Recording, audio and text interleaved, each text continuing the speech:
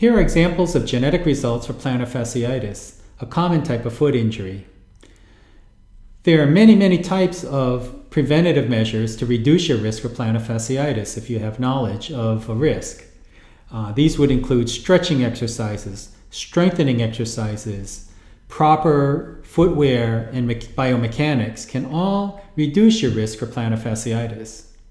But having said that, the two genetic markers that we found for plantar fasciitis have a fairly small effect on your risk.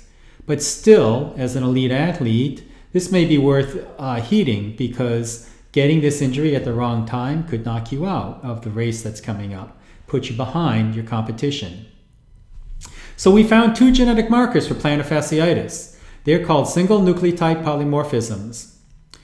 That's a spot in your genome where people can be different. The first spot is called RS620, ... and that denotes a particular nucleotide in one spot in your genome where your sequence can be C sometimes, or the sequence can be C or T depending on the person. In this example, the person was heterozygous, so one C and one T, one from the mother, one from the father.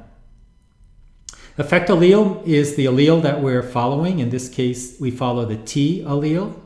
Allele frequency is the frequency of the T allele versus the C. So this is fairly 37% of the time it's T. The rest of the time it's C. And so this is a fairly common type of allele where lots of people have a T. P-value is the strength of the association of this SNP with plantar fasciitis. The smaller this number, the stronger the association. So 2e minus 8 stands for 2 times 10 to the minus 8, which is a pretty small number. The risk is the increased risk that occurs when you carry one copy of the effect allele. So one copy of T, as in this case, gives you a 4% increased risk for plantar fasciitis. Fairly small effect. The other SNP is called RS32 ... This person was a C over T, heterozygous.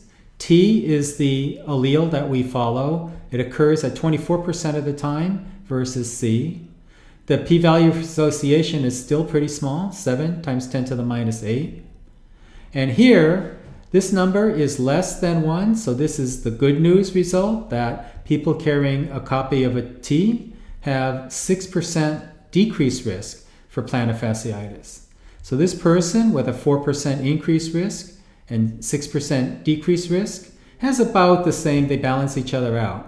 So if plantar fasciitis has about a 20% average incidence, then this person would have almost the same, 19.5% incidence. If you have questions or comments of this, send us a comment and we'll address them at contact@axgen.us. And remember to train smart so you can play hard.